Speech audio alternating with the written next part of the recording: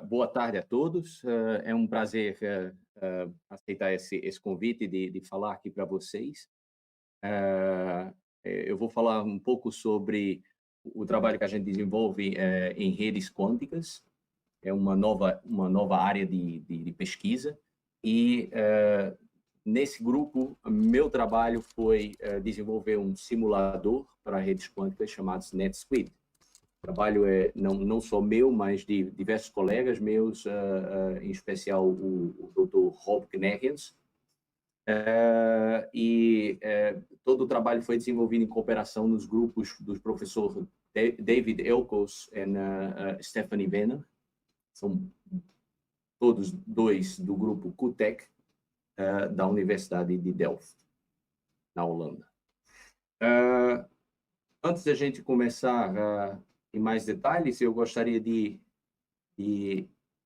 dar algumas palavras sobre minha biografia. Como o professor Christian falou, eu vim de Recife, em Pernambuco, onde eu fiz minha graduação e o meu mestrado na Universidade Federal de Pernambuco. E depois eu imigrei para a Europa para fazer meu doutorado na Universidade de Tübingen, na Alemanha, através de um programa de financiamento chamado Programa Alban. Meu foco de pesquisa, eu sou, de certa forma, bastante generalista, com um espectro que vai em todo o desenvolvimento de sistemas, mas com algum foco em modelagem de sistemas, simulação e metodologia de projetos. Hoje em dia, minha função é como um cientista sênior na empresa chamada TNO. TNO é o Instituto de Pesquisa Aplicado de maior porte da Holanda, e é comparável com o Fraunhofer Institute da Alemanha. Minha pesquisa atual foca em simulação de sistemas cyberfísicos. Um exemplo disso é o simulador NetSquid, do qual eu vou falar no final dessa apresentação, e simulação de sistemas de controle. Minha empresa e o departamento onde eu trabalha especialmente com sistemas autônomos, como veículos sem um piloto, unmanned vehicles, e com robótica.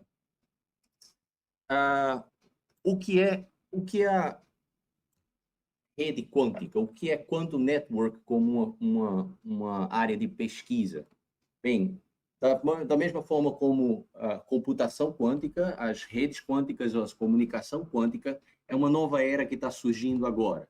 Nós estamos em um momento muito inicial dessa tecnologia. Nessa foto que vocês veem aqui, esse senhor à direita é o rei da Holanda, e ele olha para uma máquina nova. Ele não está entendendo pela expressão dele. Você pode ver que ele não está entendendo nada do que ele está vendo, mas tudo bem. O que chama tanto a atenção nisso, essa máquina que ele está vendo é um computador quântico. Isso é o que a gente chama do dedo do computador quântico. Essa estrutura, ela, na verdade, ela fica dentro desse cilindro branco que está na parte posterior, e esse cilindro branco é imerso em hélio líquido, porque toda essa estrutura tem que funcionar a alguns milikelvins, praticamente ao zero absoluto de temperatura. Na ponta dessa estrutura tem um pequeno circuito integrado.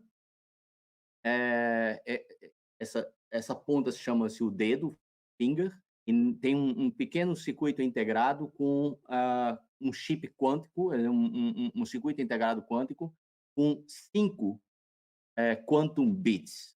Eu vou repetir: 5 quantum bits, não são bytes, são 5 bits. Da mesma forma, aqui na parte direita da foto, vocês verem uma construção óptica, que na verdade é uma rede de comunicação baseada em óptica, porque a maioria das comunicações, como a gente vai ver mais à frente na apresentação, são feitas através de transmissão de fótons. Minha apresentação eu vou dividir em 3 partes. A gente vai primeiro falar um pouco sobre o que é uma rede quântica e comunicação quântica, por que é que ela é importante, por que é que ela vai ser importante. Na segunda parte eu vou mostrar um pouco como isso funciona e quais são os princípios básicos, do funcionamento de uma rede quântica. E fechar com a minha contribuição dentro dessa pesquisa, que foi a construção do simulador chamado NetSquid. Ah, o que é uma rede quântica? O que é uma comunicação quântica? A rede quântica é uma rede de comunicação que usa princípios da física quântica para se comunicar. Ah, Na verdade, traduzindo isso, o o objetivo de uma rede quântica é transmitir quantum bits, que nós chamamos de qubits, então bits quânticos, através de longas distâncias. Bits quânticos são diferentes dos bits clássicos, e nós vamos ver um pouco mais sobre isso. Ah, De que forma funciona isso? Bem, as redes quânticas elas têm 2 formas de 2 médias, uma delas é normalmente um canal físico, feito por exemplo, fibras óticas, e fibras óticas são utilizadas para transferir fótons, né. E existe um outro tipo de canal, essa é uma inovação, é uma coisa que não existe na na nas redes clássicas, é a introdução de canais virtuais através de um efeito da física quântica chamada entanglement, em português se chama emaranhamento, mas, para dizer a verdade, eu não sei se é esse o nome que é usado ou se o termo é usado em inglês, entanglement. E eu vou explicar um pouco mais sobre como isso funciona mais à frente. Ah, por que o mundo está olhando hoje em dia para as redes quânticas? A comunicação quântica ela vai permitir que nós temos um canal de comunicação muito mais seguro, na verdade, teoricamente não violável, do que quando comparado com um canal clássico. Através dos efeitos quânticos, pode-se provar que esses canais virtuais do qual eu falei, eles não podem ser quebrados, eles não podem ser escutados, e se alguém tentar interferir, existe sempre uma maneira dos pontos finais da rede saberem que existe alguém tentando interferir com o sinal. Ou seja, você pode jogar fora a informação, você sabe que ela não é mais válida, porque alguém alterou. Então, esse tipo de comunicação é muito importante para distribuir chaves criptográficas, segredos, dividir segredos, verificação de posição, eleger, por exemplo, o líder de uma rede de uma forma segura e que todo mundo saiba qual é o líder, sem que esse processo seja alterado. A sincronização da rede, através do tempo da rede, e sincronização de sistemas da rede, são os principais aplicações da rede quântica. Mas, no futuro, a principal aplicação da rede quântica vai ser permitir uma computação quântica distribuída. Através do mesmo efeito de entanglement que nós podemos criar canais virtuais, você pode distribuir um bit, pode pegar um qubit e enviar para outro computador que vai fazer uma operação nesse qubit e o resultado dessa operação vai ser imediatamente disponível num qubit que você tem no seu computador. Vou chegar um pouco mais sobre isso à frente. Eu vou ilustrar três, rapidamente, não tenho tempo para entrar em detalhes, mas três das principais aplicações de redes quânticas que já estão sendo utilizadas em algumas aplicações. Uma delas é a distribuição de chaves criptográficas. Um exemplo para isso é o protocolo chamado BB84, ah, e esse protocolo ele usa princípios da física quântica para distribuir uma foto, não o efeito que eu mostrei ainda, não o entanglement, mas outros efeitos. E essas chaves criptográficas não podem ser copiadas por um ataque de um intermediário à rede. Qualquer tipo de tentativa de perturbar o sinal quântico ou sinal óptico que está sendo transmitido, está sendo utilizado, pode ser detectado pelos pontos finais da rede, de forma que você pode dizer, ok, alguém está tentando, eu vou jogar minha chave criptográfica fora porque ela não serve de nada. Esse sistema já está sendo instalado em alguns países na Europa. Outras aplicações que já existem, artigos sobre como fazer isso, eles não existem ainda, mas são aplicações que já existem formas propostas de se fazer. Por exemplo, a sincronização de relógios e sincronização de relógios a nível de satélites. Isso vai permitir que nós tenhamos, por exemplo, um sistema de GPS ainda mais acurado do que o existente hoje em dia. Ah, essa a sincronização de relógios é muito importante em alguns experimentos físicos, por exemplo, como pesquisa fundamental em gravitação. Mas a maior aplicação de redes quânticas no futuro vai ser o que se chama computação quântica delegada. Através de efeitos quânticos, é possível que você possa enviar um bit, digamos assim, um byte de informação para um outro computador. Esse computador vai fazer, em outro local, alguma operação nesse bit, e essa operação vai ser sentida, vai ser transferida para o seu computador, sem que ela precise transferir informação de dado através de um canal de comunicação. Isso permite, por exemplo, que você faça o seu banco, por exemplo, pode modificar a sua informação de uma forma que só você vai ver, e ela não precisa transferir essa informação modificada de forma alguma através de um canal de comunicação. Depois que ele modificar a sua informação, você pode continuar fazendo a sua computação de uma forma normal. Isso é chamado computação quântica delegada. Tem diversas aplicações sobre isso e eu refiro esse paper, esse artigo, se você quiser saber mais. Em que estado da arte nós estamos hoje em dia? Não, nós estamos hoje em dia o que eu considero que comparavelmente com a invenção do transistor, né? A invenção do transistor foi em 1947. Nós temos aqui a foto de um transistor, e hoje em dia nós temos circuitos integrados com milhões de transistores no interior.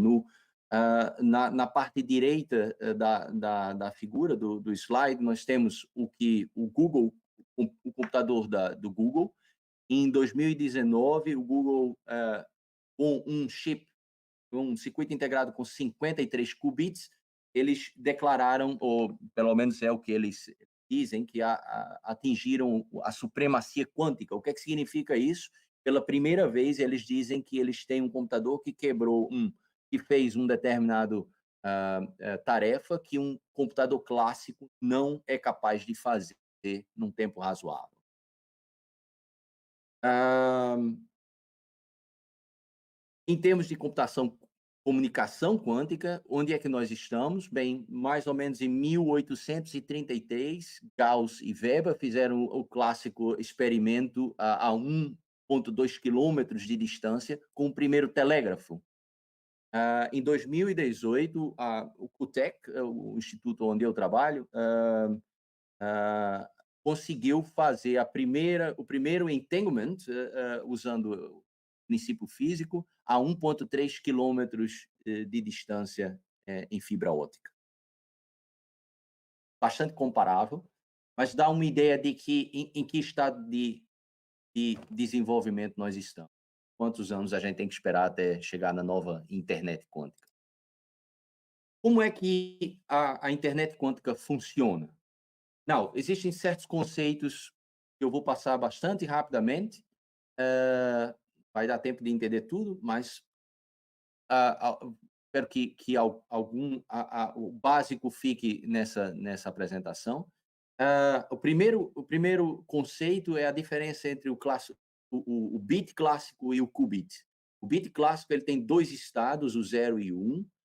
O qubit é um bit clássico usando o princípio quântico de superposição. Superposição significa que ele nem é 0, nem é 1. Na verdade, ele pode estar num estado que ele é 0 e 1 ao mesmo tempo. A superposição pode ser comparado com duas ondas que se combinam. Esse é um efeito que todos nós estudamos, nós conhecemos bem, e elas formam uma onda resultante, que é a combinação dessas duas ondas. A analogia é válida, mas ela para por aí. Por quê? Porque uma onda elétrica resultante, nós podemos observá-la como sendo uma combinação de duas outras ondas. Na verdade, um qubit, ele não pode ser observado nesse estado especial de superposição. Toda vez que se observa um qubit, através de uma operação chamada medida, vamos fazendo uma medida no qubit, você só pode encontrar ou uma onda, ou a onda 1 ou a onda 2, mas você nunca vê as duas ondas combinadas. Ah, o que é que essa ideia de superposição traz? Essa ideia de superposição traz de que você pode representar diferentes estados do seu sistema de computação, ao mesmo tempo. Num bit, eu só posso representar 0 ou 1. Num qubit, eu posso representar 0 e 1 ao mesmo tempo. E, mais ainda, eu posso apresentar qual é a probabilidade de ter um 0 e qual é a probabilidade de ter um 1. Muito rapidamente, os pesquisadores quânticos eles usam uma notação um pouco diferente, mas, na verdade, atrás dessa notação tem uma matemática linear, uma álgebra linear bastante simples, mas um estado quântico é representado por uma combinação linear de dois estados, dois ou mais estados, e os coeficientes dessa combinação linear são chamados amplitudes. O quadrado dessa amplitude é a probabilidade de você obter esse determinado estado. Então, de uma forma ou de outra, se você imaginar isso, fizer uma analogia com uma moeda que você joga no ar, uma moeda pode ter uns 50% de chance, por exemplo, de cair cara ou 50% de chance de cair coroa. Através de operações quânticas, é possível você ajustar a probabilidade para um determinado para uma determinada proporção, como você quiser, 40% de ser 0, 60% de ser 1. Operações quânticas, em analogia para operações booleanas, né, or, and, elas são operações que modificam a probabilidade de um estado ou de outra.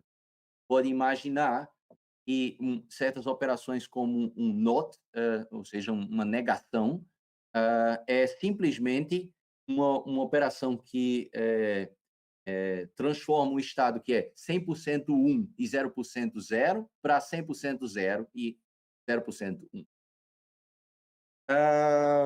Ok.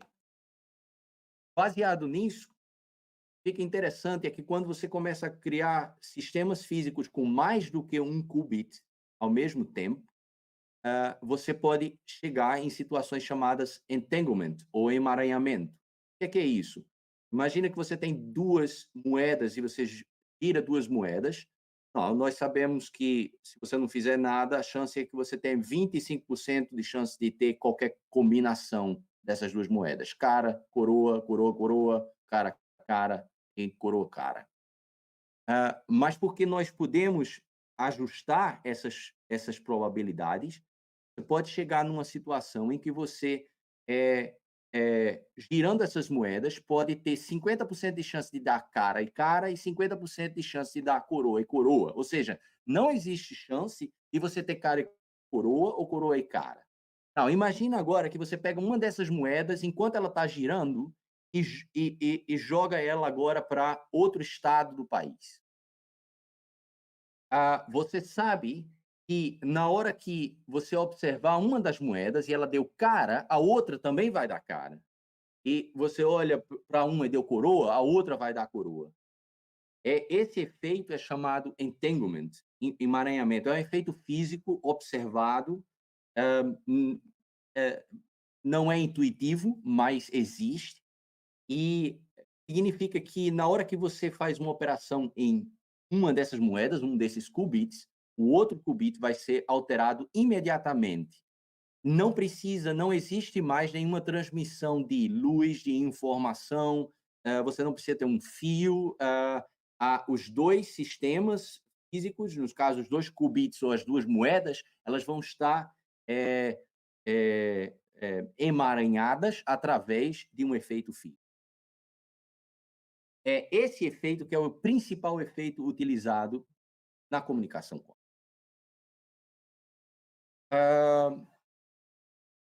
Porque é um efeito, mas poderia parar por aí? Não, na verdade, para utilizar esse efeito ele é bastante sensível a ruído, ao ruído do ambiente, e ele decai com o tempo.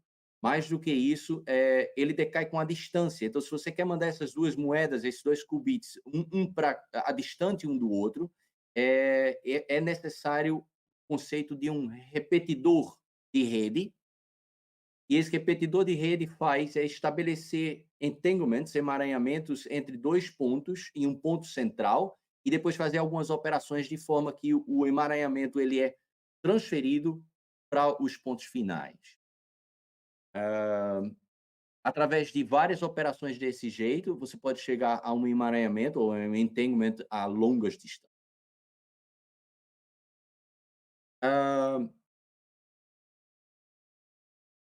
A realização de uma internet quântica ou de uma rede quântica é complicada porque ela precisa de várias redes de repetidores lá, dessa forma, e esses repetidores eles precisam de ter muitas dependências de temporais um com o outro para que esse efeito seja feito a longa distância. Além de tudo, toda essa comunicação ela é muito sensível ao ruído do ambiente, e esse efeito ele decai com o tempo, um tempo de alguns milissegundos. Então tudo tem que ser feito muito rápido, para que a coisa funcione da forma desejada. Em que estado nós estamos no momento de desenvolvimento? No momento no final de 2022, a ideia é que nós vamos ter 4 cidades da Holanda conectada através de fibras óticas e repetidores que nos permitem fazer esse efeito e demonstrar uma distância de mais ou menos 50 a 60 quilômetros. Para fazer esse tipo de rede quântica, é necessário, hoje em dia elas não existem ainda, é necessário ter bons modelos e bons simuladores. É aí que eu entrei, quer dizer, minha expertise é na parte de simulação e modelagem, e eu fui requisitado para fazer esse trabalho. Ah, eu desenvolvi um simulador chamado NetSquid. NetSquid é um Network Simulator for Quantum Information. A base desse simulador, ele usa eventos discretos, e ele permite que um projetista, desenvolvedor de rede, ele pode modelar a estrutura da rede e os canais de comunicação. Essa modelagem é feita utilizando, claro, física quântica, e utilizar qubits. Um dos problemas em utilizar qubits em computadores clássicos é que a representação de um qubit, ela usa 4 bytes, mas a cada vez que você incrementa um qubit, isso vai ser exponencialmente aumentado, e de forma que mais ou menos vai por 30 qubits, a gente já tem um computador normal completamente inviável de ser utilizado. Ah, o NetSquid é um simulador feito em Python. Ele está disponível para pesquisadores que queiram utilizar. Existem links nessa apresentação, e vocês todos são convidados a testarem e usarem, se quiserem, para a pesquisa de vocês. Ah, como é que o NetSquid funciona? Ele é basicamente uma biblioteca para simulação em Python, onde a engine, o miolo da, da simulação é feito em C para ser eficiente. E basicamente em Python você vai poder descrever a funcionalidade da rede e a estrutura da rede. Aqui tem um código muito simples, onde tem o primeiro bloco explicando a funcionalidade de um elemento da rede, e depois uma pequena conexão desses elementos através de canais quânticos. A NetSquid tem uma biblioteca que permite representar qubits em diferentes formas, ou seja, em diferentes formatos, o que nós chamamos de formalismos. Você pode representar qubits através de ket vectors, matrizes de densidade ou estados estabilizados. Não vou entrar em detalhe o que é isso, mas ket vectors, eles aumentam com 2 elevado a n, onde n é o número de qubits que você usa. Esse é o número é a quantidade de memória que é necessária em bytes. Então, se você está usando 10 qubits, precisa de 1 kbyte. Se você precisa usar aqui 30, já vai para algum 1 terabyte. Matrizes de densidade são ainda maiores, a memória que precisa ser usada, e estados estabilizados é um pouco menor. A vantagem de estados estabilizados é que a memória é menor, mas não são todos os estados que podem ser representados. Então, dependendo do que você quer fazer com o seu simulador, você não pode usar estados estabilizados. Aqui tem um pequeno exemplo de como isso é representado em Python. Por causa do tempo, eu vou apressar um pouco. A base de funcionamento do simulador é através de discretos eventos, eventos discretos.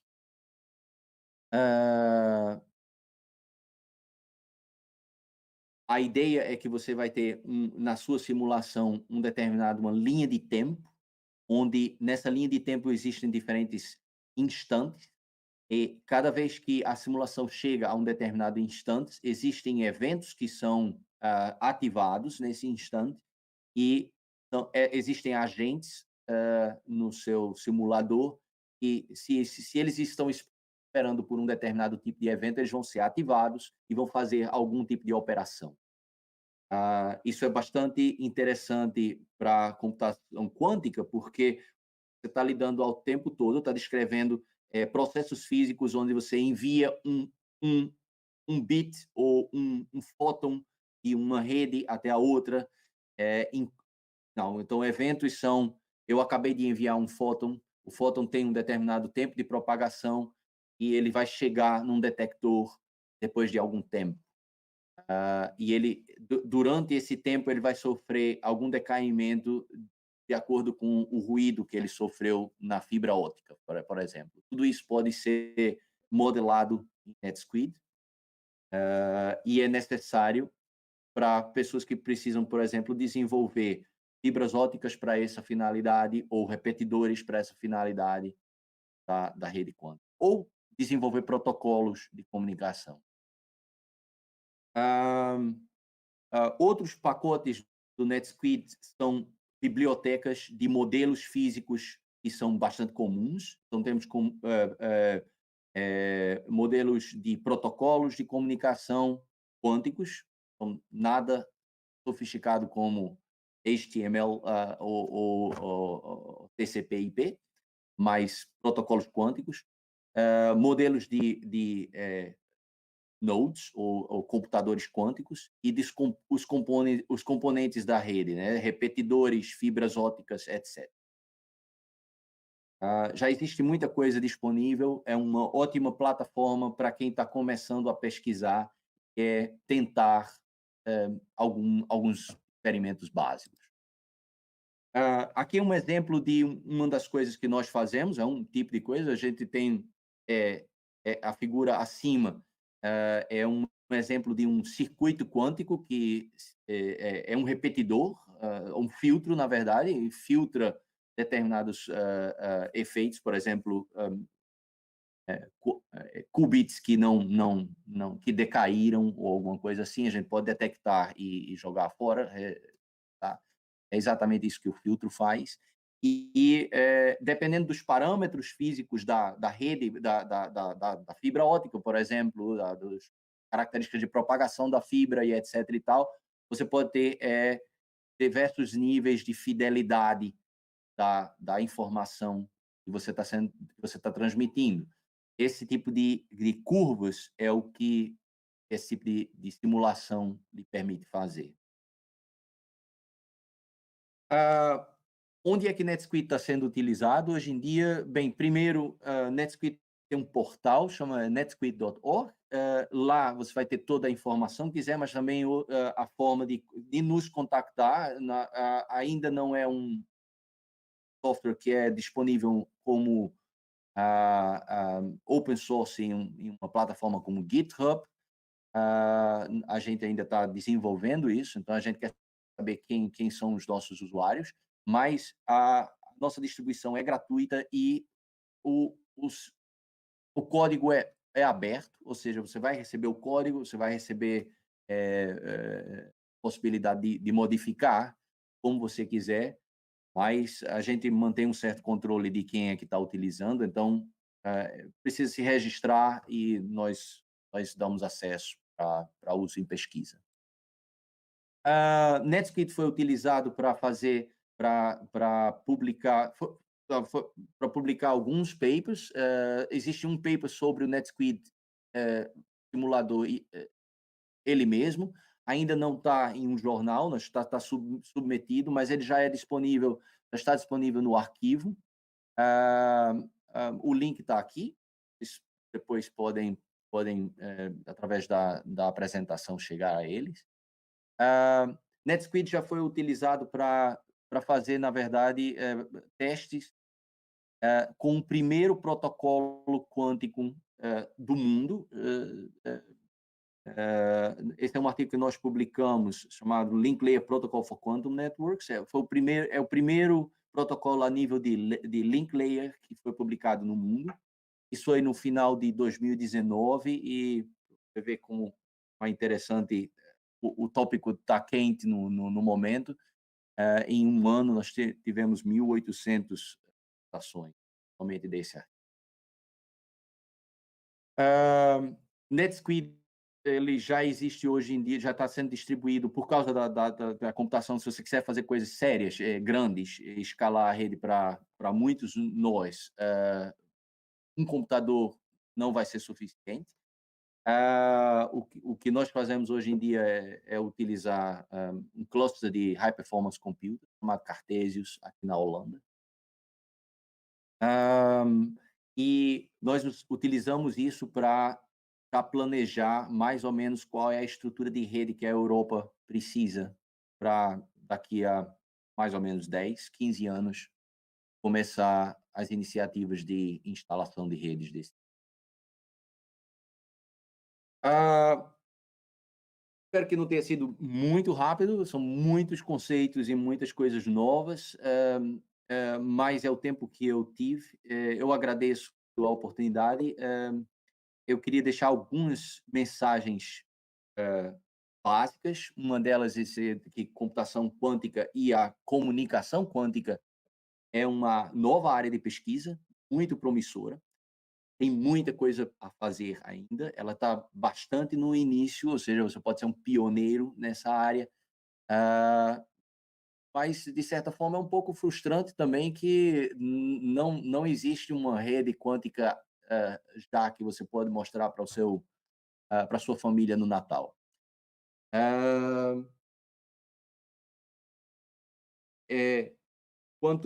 a comunicação quântica e as redes quânticas são construídas em conceitos bastante simples, mas não intuitivos. São conceitos novos.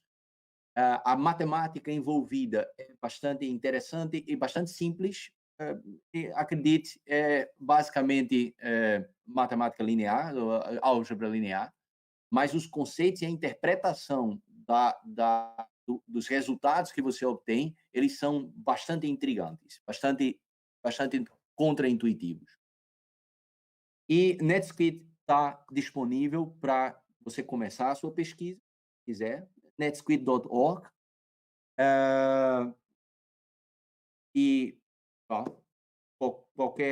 qualquer pergunta ou discussão no futuro, por favor, estou disponível, pode me contactar.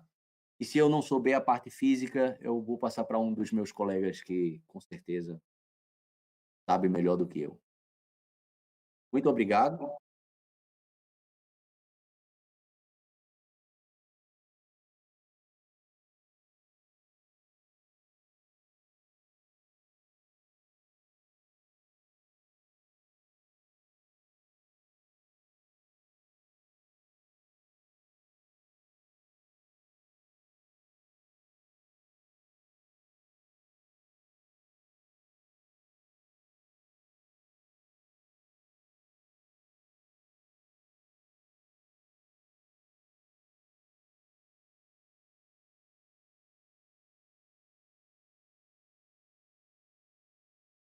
Peraí, não está saindo meu áudio.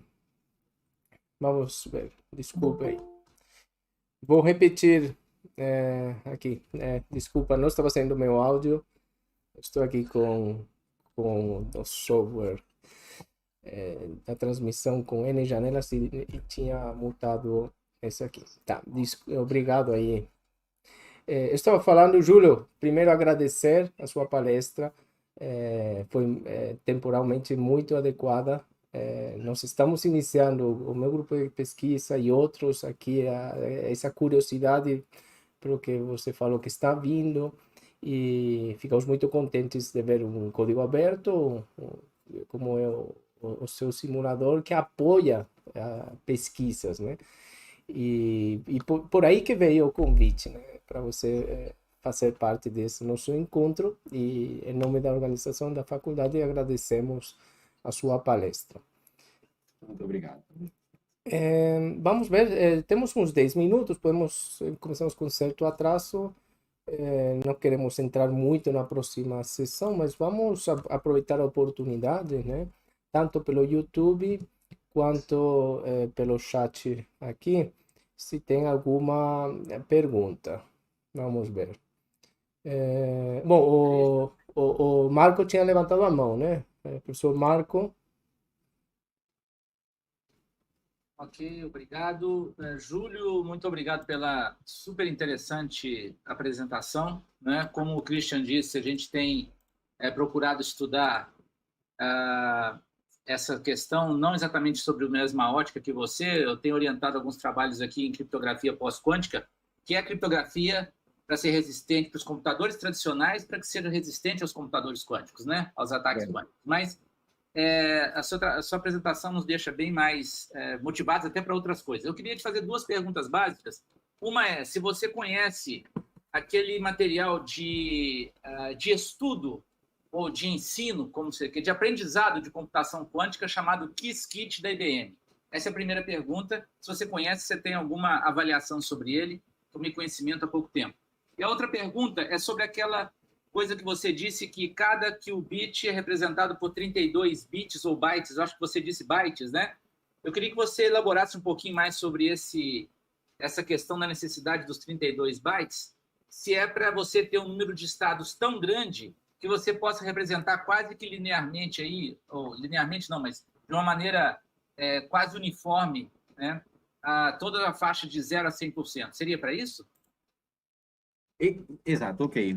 A sua primeira pergunta foi sobre o kit da IBM. De fato, nós conhecemos. Uma outra parte da nossa pesquisa é criar um computador quântico com acesso à internet, de forma que pessoas do mundo todo possam usar a nossa estrutura. É uma coisa que pode ser feita através da chamado Quantum Experience, e é comparável com o kit da IBM que você mencionou. Eu não tenho especificamente comentários sobre uma plataforma ou de outra. No meu entendimento, todos eles oferecem, hoje em dia, mais ou menos as mesmas capacidades, as mesmas possibilidades.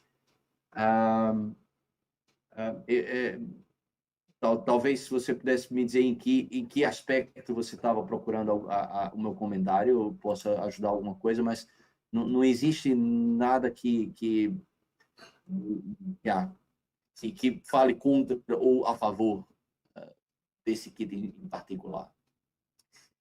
A segunda pergunta foi sobre, eu acredito, sobre esse slide, onde, e de fato, quando nós estamos representando informação quântica, um bit, ou os bits do nosso estado quântico, eles, na verdade, podem ter todos os possíveis estados de combinação desses bits.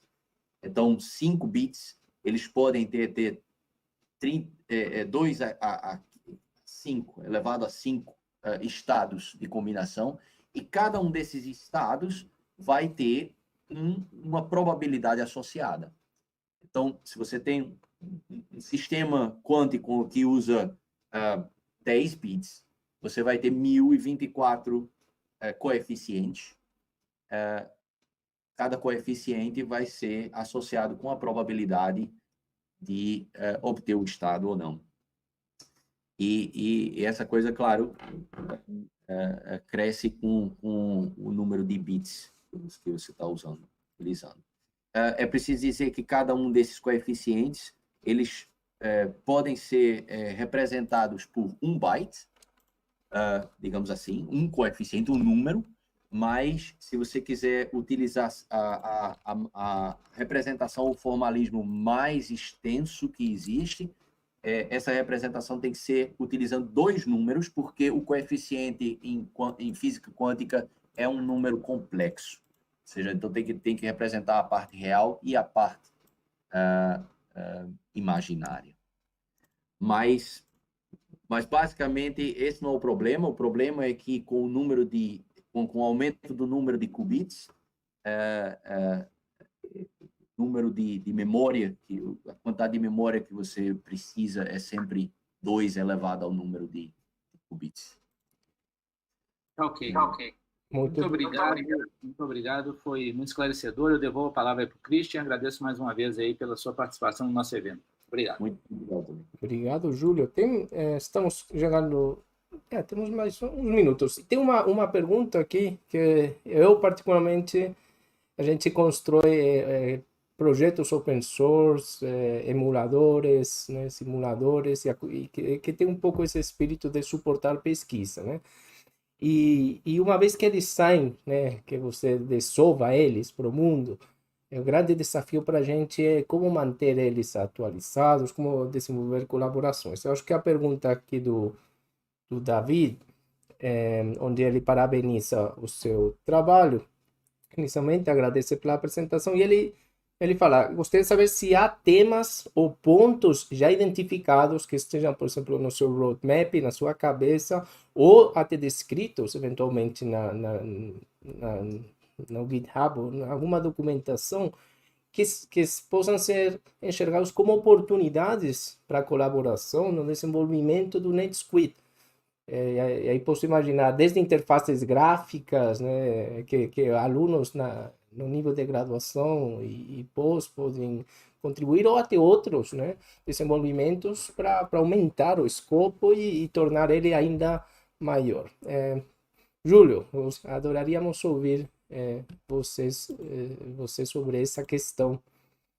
É uma ótima pergunta. Sim, existem muitos pontos de colaboração.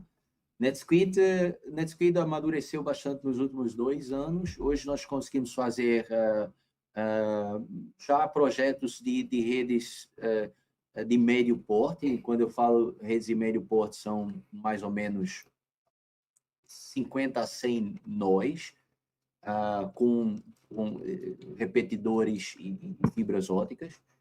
Para isso, nós precisamos do cluster de computação paralela, de alta performance, mas existem muitos outros pontos que precisam ser incorporados à NetSuite. Um deles é muito mais modelos de fibras óticas, modelos de protocolos, desenvolver protocolos e deixá-los disponíveis em NetSuite, de forma que outros pesquisadores possam comparar o seu protocolo junto com o protocolo que eles estão desenvolvendo. Desenvolver modelos para decaimento físico, para memória física, memória quântica física. A forma como você pega um desses qubits e mantém ele, com o tempo ele vai decair, e dependendo da forma física como o qubit é armazenado, ele decai mais rápido ou menos rápido. Existem diversas tecnologias hoje em dia, né? Como eu falei, a gente está muito no começo da corrida tecnológica para esse sistema. Não existe um vencedor ainda sobre a tecnologia que vai escalar a computação quântica, que vai permitir que nós colocamos computadores em pequenos circuitos integrados. Não existe ainda. Os computadores sempre têm problemas ou com o ruído quântico, ou que eles têm que funcionar a extremas temperaturas baixas. Mas para cada uma dessas tecnologias existem modelos diferentes físicos, e transferir esses modelos para o simulador como parte da biblioteca é muito importante. Pensar em novas maneiras de lidar com a memória. Eu falei sobre cada vez que nós temos que representar qubits. Nós ainda estamos num sistema de desenvolvimento, numa época de desenvolvimento que nós temos o computador mais avançado do mundo, ele tem a base de 70 qubits hoje em dia. Mas isso está dobrando a cada ano, e daqui a uns anos nós vamos ter 1000 qubits. E como é que você representa 1000 qubits para fazer simulação? Você vai precisar de um computador, você vai precisar de vários clusters de computador de alta performance para poder fazer isso. Então, encontrar formas de representar estados quânticos de uma forma mais eficiente, incorporar isso no simulador é bastante importante. Desenvolvimento de